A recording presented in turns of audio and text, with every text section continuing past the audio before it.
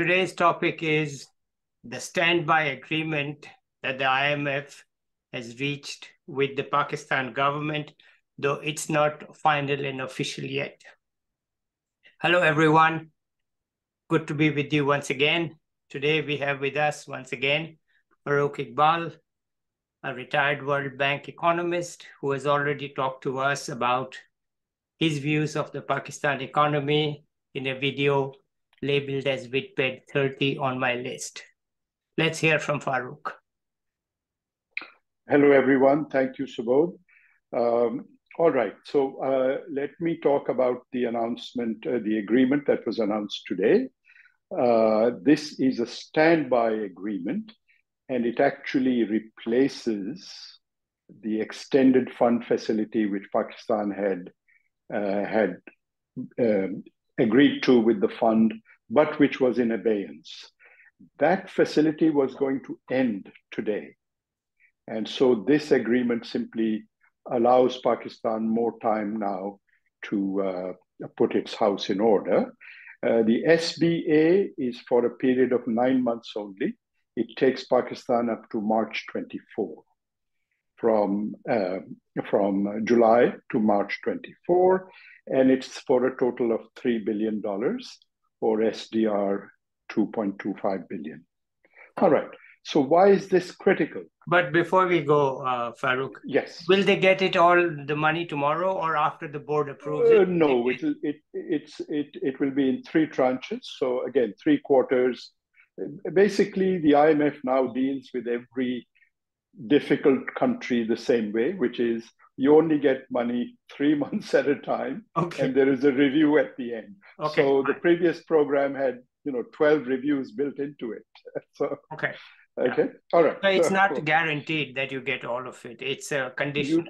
So there are 2 things that we have to look for now. First, the IMF board will review this agreement in mid-July. And it's the IMF board which approves. If they approve, then it goes forward. If they don't approve, it doesn't go forward.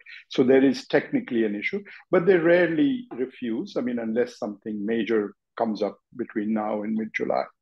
And so that's an important consideration. And yes, the second thing is, yes, they don't get the money up front. They get it in 3 tranches.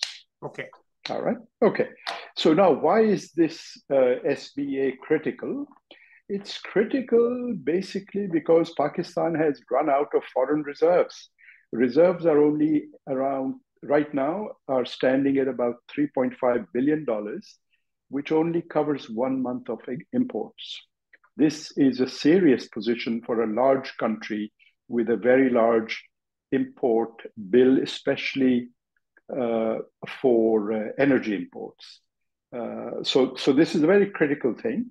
And Pakistan faces up to $9 billion of external debt repayments over the next 6 months. So by December, they have to come up with $9 billion to pay. So this gives Pakistan time to address its external payment situation. And just to give you a sense of the criticality, bond markets had been pricing Pakistan's fiscal 24 or April 24 bonds at a 60% discount, so only 40 cents on the dollar. That price changed today with this announcement, but you could see how worried external capital markets were about the case in Pakistan. So this arrangement is very critical. It's an important achievement for Pakistan. So the announcement has already helped by increasing. Oh yes, yeah. The bond market. So I'm talking about, say, yesterday's bond market was pricing the April 24 bond at 60 cents, at 40 cents to the dollar. And now, I don't know, I don't follow the bond market, but I'm already hearing that things are improving there. All right. So now what made it happen? What was not happening before that happened and allowed this to kind of... part of the story, I think I mentioned in my last Vidped for you, but basically there were 4 things that the Pakistani side agreed to that made this happen right now. First, they had announced a budget that did not meet, fiscal 24 budget that did not meet the IMF's parameters, so they had to redo it. Okay. which they did.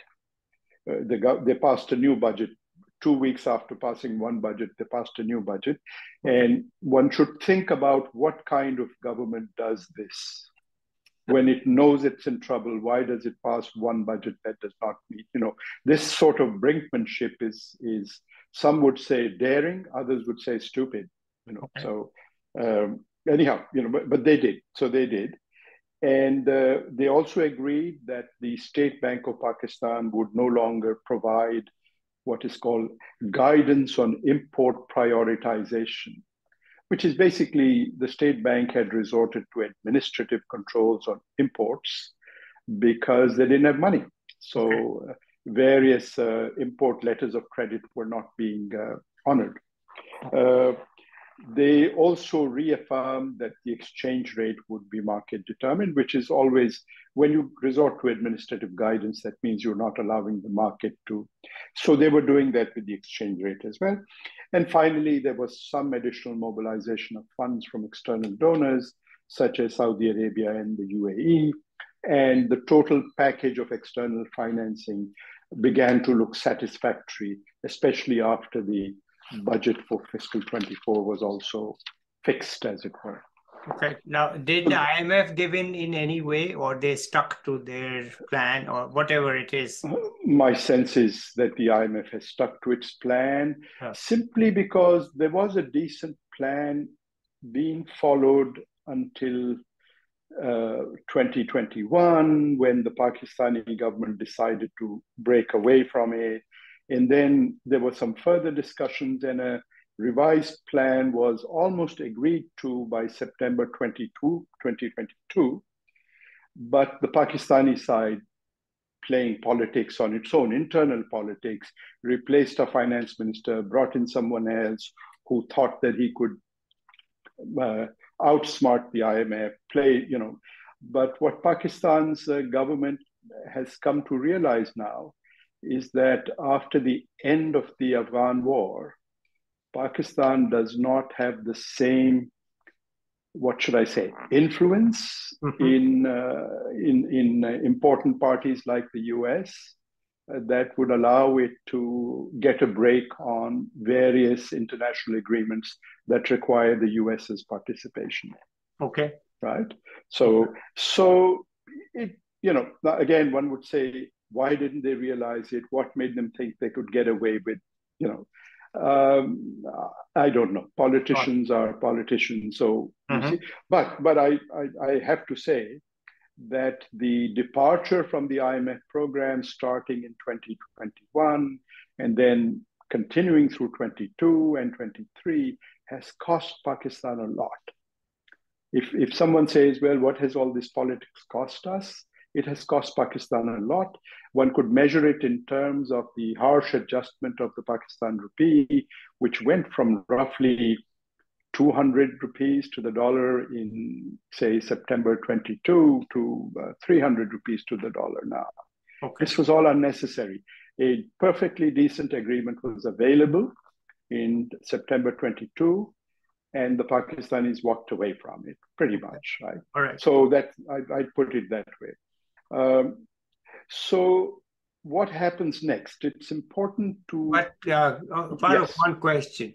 You mentioned it in terms of the exchange rate. Could you also say something about the GDP growth rate? Yes. That better. Absolutely. The GDP growth rate has collapsed to roughly less than 1% in the last 12 months. And the forecast for next year is... So the reason it collapsed is simply because businessmen could not get foreign exchange to finance their imports. Okay. And, a well-running, well-managed textile mill cannot survive if it cannot buy, let's say, spare parts for its machinery. Right. Yep. And these were the things beginning to happen, that, various letters of credit would be held up and so on and so forth. So the last 12 months have been miserable for Pakistani businessmen. And yes, investment collapsed, output collapsed, large-scale manufacturing, which is the only sector for which we have high-frequency data, clearly shows a rundown. And so 1% growth and the future not so good, and inflation running at 20 to 30%. So it really is not just an exchange rate issue. It is a real issue on the ground. Exactly. Misery. Okay. All right. Misery. Yes. So it cost heavy. All right. Yeah, exactly. So it did. And as I said, it could have been dealt with in September 22. We've wasted 9 months for nothing. Okay. So now what happens after this? Well, the first point is the SBA is only a 9-month arrangement. It ends in March of 24. Okay. Now, that is an important date for several reasons. First, by that time, elections should have been held, a new government should have been elected, and the new government would have had, if all goes well, the elections are due in October, November. If all goes well, then the new government would have 1 quarter in the existing program to prepare a new program. Right. And they must prepare a new program.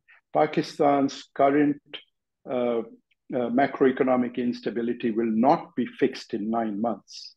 Okay. This SBA helps, but it is only a bridge to a longer term program which will fix the macroeconomic instability. So what I'm thinking is, from this SBA, they will do an EFF starting somewhere in March to July 24 period.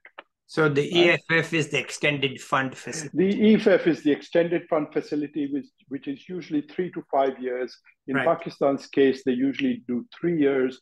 I hope in the next one they commit to 5 years if the fund is willing to do that, because you really need a long period of commitment and adherence after that, compliance after that. Okay. So when I say what happens next, if all goes well, I anticipate elections. Okay. That already is a very big assumption. So let me not go there. That's another dimension of the Pakistani problem. Let's leave that out. Okay. That's why I say if all goes well. Yeah. I anticipate elections, then I anticipate whatever government or coalition comes into place to take that on. And in Pakistan, one of the rules that comes with elections is 2 or 3 months prior to an election, once the election is announced, an interim government has to be formed. Okay. Political parties don't trust each other, so this was written into the constitution. An interim government has to be formed, and the interim government is non-political people. They get retired judges and professors and all of that to participate in it. And the interim government cannot take big decisions like making agreements with the IMF. So this comes at a good time. The agreement is there. We have enough time for the interim government and 1 quarter for a new government, a new politically, democratically elected government to be in place. So I anticipate an EFF, at least 3 years, maybe more, to be signed in the middle of 2024, right? Okay. So that's sort of the way things should move. Yeah. But when you look at how Pakistan came to the brink this time, you have to be somewhat concerned that the same forces might operate in a way that we don't quite continue along what I would call a path of virtue. Okay. Many things could happen. So what's the most difficult thing in the IMF conditions for the government to actually stomach and implement? The IMF conditions are harsh at times, I know. Okay. So I would say there are 2 difficult conditions. Yeah. One is difficult because our administrative machinery just cannot do it. Okay. And that is to increase revenues. Okay. Now, there's a political aspect to this. The administrative revenue is disallowed from raising revenue from certain sources because of political opposition. Okay. So real estate taxes, for example, Okay. right? It's very difficult because very powerful interests, including the military, are involved in the real estate sector. Okay. All right. So Right. it's very hard to raise revenues from there. It's also hard to raise revenues from the wholesale and retail sector, the bazaris, you might say. Okay. And this is a hugely untapped sector. Okay. And this is also the sort of major political supporters of different parties. So, okay. All right. So one thing that any administration in Pakistan finds difficult to do is to raise revenues from new sources. Okay. So they resort to raising revenues from a very narrow tax base. Mm-hmm. As a result, the in Pakistan, you almost get the Laffer curve, one part of it, meaning you've raised the tax rate on some people so much that they do shrink back from certain types of business. They do, as the literature would call it, restrain their supply of effort, right? Yes. But what it means in practice for businessmen is, who cares? Let's not go into that business. It's too much to deal with. Yeah. Or they resort to evasion of Right. or avoidance of Right. various sorts. Right. So any administration in Pakistan finds it very difficult to raise revenues. Okay. At the same time, they find it very difficult to restrain expenditures for more than 2 years or 3 years at a time, public spending. Yeah, that's what you had said last time. Yes, and the reason that there are probably the main reason for that, although I haven't really studied it in empirical depth, is because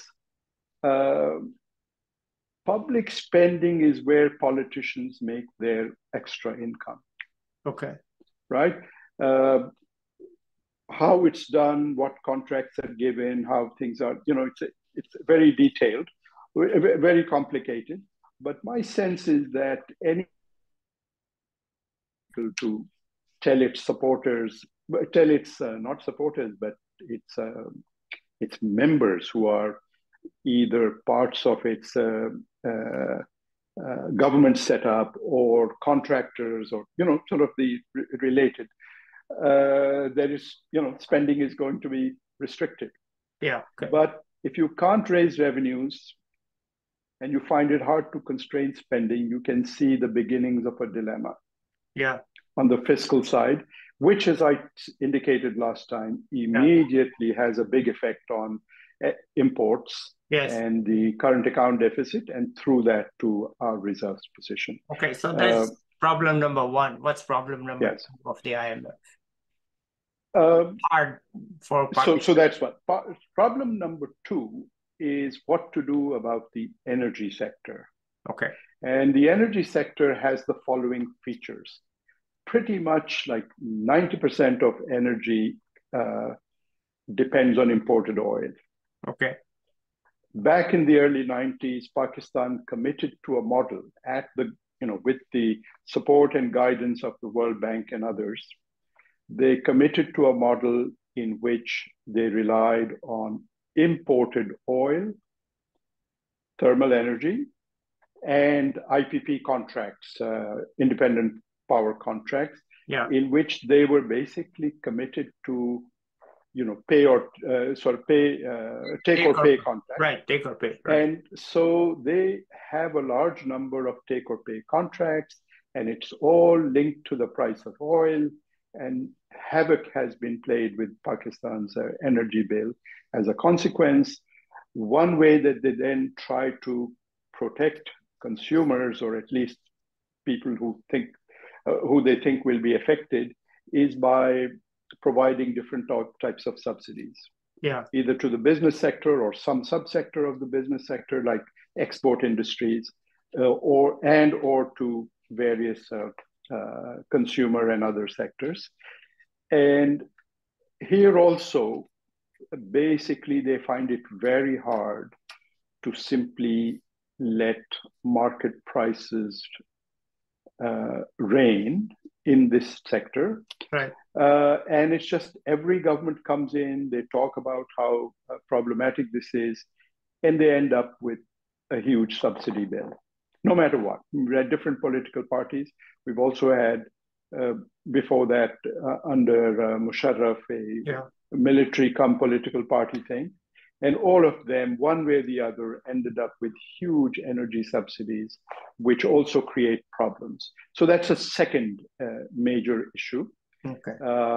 Now, whenever a new agreement is signed with the IMF, these two issues of revenue, fiscal deficit in revenue, that's one issue, and the energy sector, it's interrelated, but it can be thought of. These two things come up. Yeah. Right? And these two things, the answers are known, but they are politically difficult. Right. Right? There is a third issue, but there the answer is not necessarily known. The third issue is that our exports are pathetic. Okay. Our exports have been pathetic even with huge adjustments of the nominal exchange rate. Yeah. Right? We are exporting roughly $32 billion. We are also getting remittances of about $31 billion. So let's say our foreign exchange earnings are now $60 billion, of which half is coming from labor exports, remittances, and half, 32 billion, is coming from all the textiles and fruit and hides and skins and whatever else we can. Mm-hmm. Pathetic. Now, there are lots of studies and do this, do that. But I would personally say, and I've contributed to those studies, I've also written about what should be done on the export side and so on and so forth. But I have to say that is an area where we won't know if something is working on exports until it actually works. Yes. Whatever it is, right? Yeah. So it's not easy. It's not okay to simply say you have to devalue further, right? We've devalued from 100 rupees to 300 rupees in the last 4 years, and exports have gone up by 5%. Okay. Right. So that's also a major issue. But there I would say that while I think a sustained effort is necessary, I can see that if people challenge you on whether something will really work, one would have to say empirically, we have to wait and see. So I see a big problem. You are saying that, look, government expenditure drives imports up, but nothing drives exports up. Yes. You're bound to be short of foreign exchange. Yes. And that's why my own view on this is that you probably need to act on various fronts, and you need adjustment time. Yeah. So in a way, my sort of preferred arrangement would be a 9-year adjustment program. Okay. Okay. All right. And over this period, the program maintains fiscal discipline. Yeah. So at least you're saved from one part of it. Yeah. The program takes the necessary steps in the energy sector to basically get the subsidies down to zero, right? And the program also then starts taking steps that should supposedly help exports. Okay. And hope that enough people, enough of the private sector in Pakistan will be convinced that the adjustment efforts are irreversible. Okay. That they will do. So the difficulty in Pakistan has been, at least in the last 15 years, there's been a change of political governments every few years, 5 years, let's say. But in each case, the private sector never seems to accept the fact that whatever economic policy is being announced is credible. They always think in a couple of months or a couple of years, this will be changed. Right. So there is no response from the private sector, and private investment rates remain fluctuating around 10% of GDP. Bangladesh that's all. Bangladesh, private investment, total investment. I understand. Yeah, just private, right? And because we have no money, public investment is only 3% of GDP. Wow. Okay. So we're talking about total investment of 13 to 15%. Wow. That's too low. That's too low for sustained growth. Okay, let me just go back to exports and ask Yes. what may be an unanswerable question. Mhm. Is some of the export earnings siphoned off before it shows up in the books? You know, Under-reporting of, I'm sure some of it is. yes, It's held abroad in various ways. yes, Pakistan has a relatively open capital account. yeah, There are legal ways to hold money abroad, yeah, and while some amount of sand is thrown into the wheels of those mechanisms yeah, all the time, smart businessmen find ways to figure out what to do, and so a certain amount maybe, yeah, but but the the the data from foreign sources of how much is being imported by different countries from Pakistan right. doesn't necessarily indicate that this is a huge amount. All right, okay, so Right? it's Yeah. not a big issue, okay.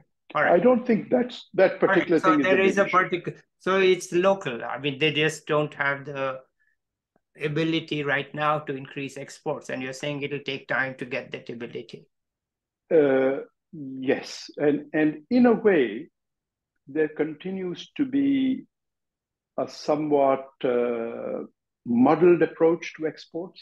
I mean, when you read now in economic history about how Korea did it in the 60s and 70s and Yeah, how Taiwan did it and so on and so forth, one gets the impression that the really successful countries and how Vietnam is doing it now mount serious campaigns. It's like a one major objective, and all of society, is devoted to this objective.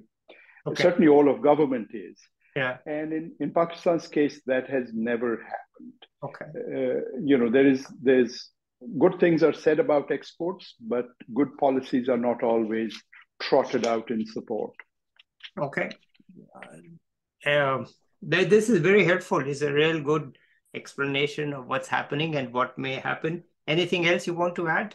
No, so I would just like to sort of re-emphasize this SBA is a stopgap arrangement. It helps us for 9 months. It provides breathing room for some government to take over the reins and start doing good things.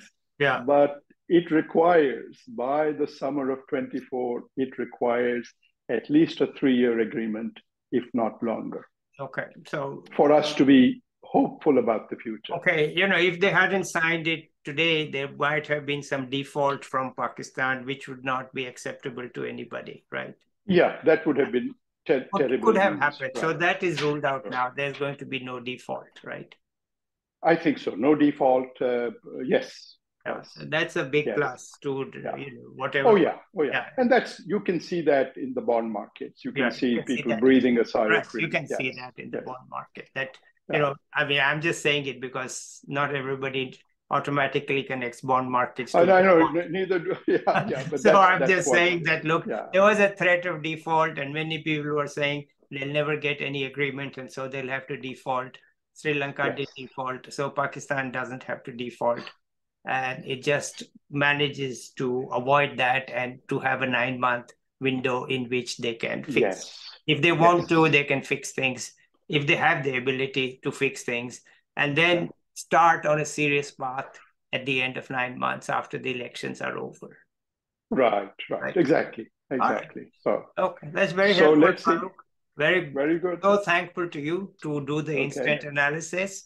It's always good to have you to explain things to us, and I'm sure to the viewers too. So thank you. Let's say bye at this time. Bye-bye, everybody. My pleasure. Thank you. And when the elections take place, maybe we'll have an economic analysis of the elections from Farrukh. Till then. Happy to do so. Till then, bye, everybody.